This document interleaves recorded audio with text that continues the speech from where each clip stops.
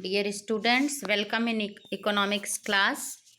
Let's start our study from chapter 3. And whatever chapter I have taught, first and second chapter, if anyone have any query can contact me, can ask me, okay? So today's chapter's name is Liberalization, Privatization and Globalization and Appraisal.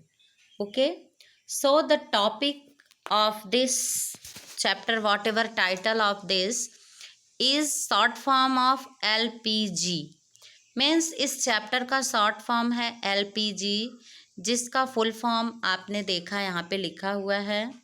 Liberalisation means होता है स्वतंत्रता, privatisation होता है, privatisation का मतलब होता है कि जैसे निजी संपत्ति जो है उसका निजीकरण करना।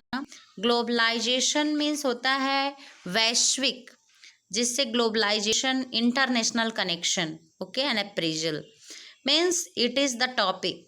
सो after reading chapter 2 you know there about the economical condition of India after independence, you have seen there. So means whatever shortcoming they got, they want to fulfill that in this chapter. Okay, so whatever they have done efforts, it's given in this chapter LPG. Okay, so let's start the chapter. Dear students, in introduction of this chapter I have given about the last lessons, whatever crisis had came after independence, when everything handled by our country people's leaders after freedom. Okay, means स्वतंत्रता के बाद जब पूरे देश की बागडोर हमारे देश के नेताओं के हाथ में आई, तो उन लोगों ने बहुत सारे रूल्स रेगुलेशंस बनाए, फ्रेमवर्क बनाया, जिसके तहत चलते हुए हमारे देश को इकोनॉमिकल लॉस हुआ बहुत सारा। ठीक है, जैसे they have fear about again they become slave if they will contact and cell purchase the goods, and if they will means do their sourcing, sale and purchasing to another country, they again will be slave.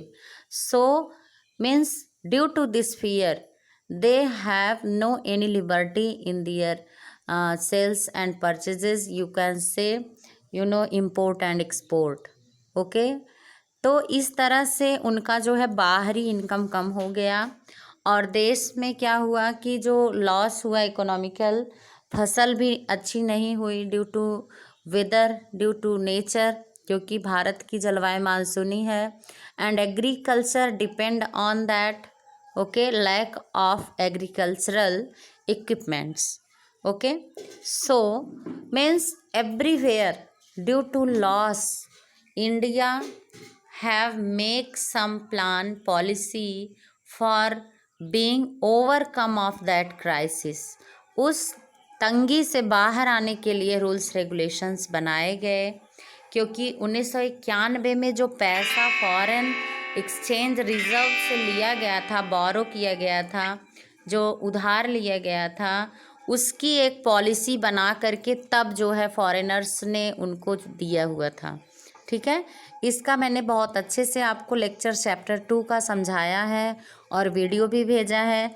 अगर आप लोगों को फिर से उसकी ज़रूरत है तो आप मुझे जो है वहाँ पे कमेंट कर सकते हैं, नहीं तो आप मुझे बता सकते हैं, तो फिर से मैं वो वीडियो आप लोगों को जो है सेंड करूँगी। Okay, means about the 1991 whatever crisis India faced, they want to overcome of that crisis, and for taking the loan foreign countries had also make a policy, if India will follow that plan and policy then they will give their loan, and this was their you know, you can say they have this promise, if they will do that then they will give them loan. Okay, उन्होंने कहा, ये उनके आगे condition रखा कि अगर आप ये प्लान, ये पॉलिसी फॉलो करके अपना जो है एक्सपोर्ट इंपोर्ट और अपना जो भी है इंडिया के अंदर अगर ऐसे आप वर्क करेंगे तो हो सकता है आपको बेनिफिट हो, तभी आपको लोन मिल सकता है। ठीक है, तो पूरी भारतीय अर्थव्यवस्था को चलाने के लिए हमारे नेताओं ने, हमारे जो फाइनेंशियल मिनिस्टर थे, हमारे जो प्राइम मिनिस्टर थे उस समय, उन लोगों ने ये जो है तय किया, तब जा कर के मिला है। ओके, तो सबसे पहले है liberalisation. Whatever given in this I will explain. Okay, it is the introduction of this chapter. Policy measures which change the direction of our developmental strategies. Whatever policy they have made, it totally make change of the Indian economy. Okay, and in this chapter we will look at the background of the crisis. Means इस chapter का पूरा background वही 1991 की crisis है। उस समय GDP एकदम गिर गया था और हमारे देश के लोग सरवाइव नहीं कर पा रहे थे, उनका फूड सिक्योरिटी भी नहीं रह गया था, खाने पीने की भी व्यवस्था नहीं थी, क्योंकि एग्रीकल्चरल डेवलपमेंट उतना नहीं था, सब कुछ मिला करके। Okay, measures that the government has adopted and their impact on various sectors of the economy.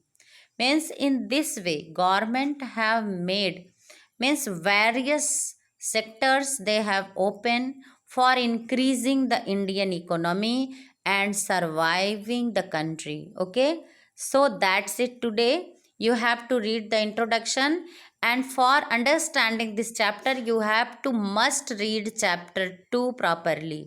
Okay, thank you class, thank you.